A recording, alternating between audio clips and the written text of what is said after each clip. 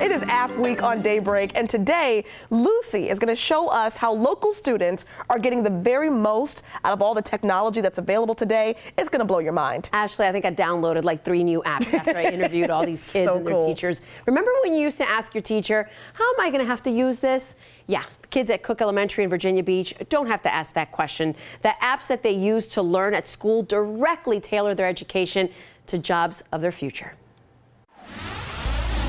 Our classroom is virtually paperless. Some are coding language arts. Using a program like Scratch, I have them create an alternate ending to stories that we studied whole group. And others geometry.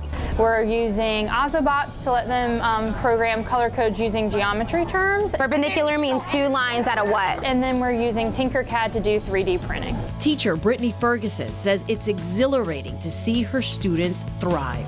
Just from September to now have learned Ozobot coding to now they're 3D printing, and they just got introduced that last week.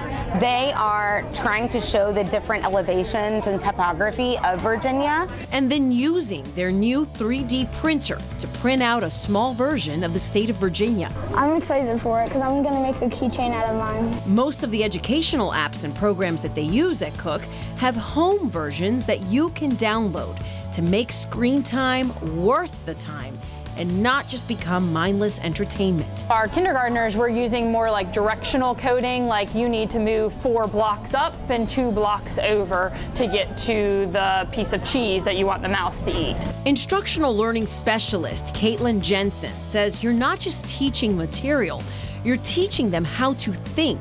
The more you are able to understand that coding, the better chance you are going to have to be productive in society. As they move forward, I think most jobs will require some level of computer programming. Dominic's teacher knows she could have him memorize the story of the Boston Tea Party, or he could code the characters to tell the story for him. It's kind of easy and I can remember it well.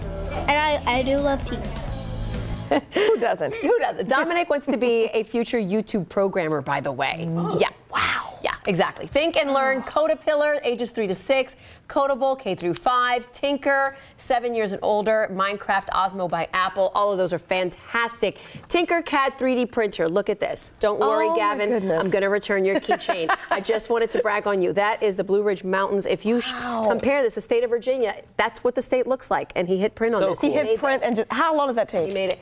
I want to say the class itself was about an hour. Okay. But I would have to ask his teacher how long it took for the printer. Or the printer to expel this thing. But they have it at the Central Library too if you want to, play around with it there. And is this something that happens in most schools? Yes. So it's a curriculum that Cook Elementary has for their kids, but it's implemented throughout the year through all Virginia Beach public schools. Cool. Isn't that neat? Yes. Anyway. Didn't do that when we were in school. Nothing like this. memorizing. Oh my goodness. Yeah. Okay. Wow. Exactly. All right, guys.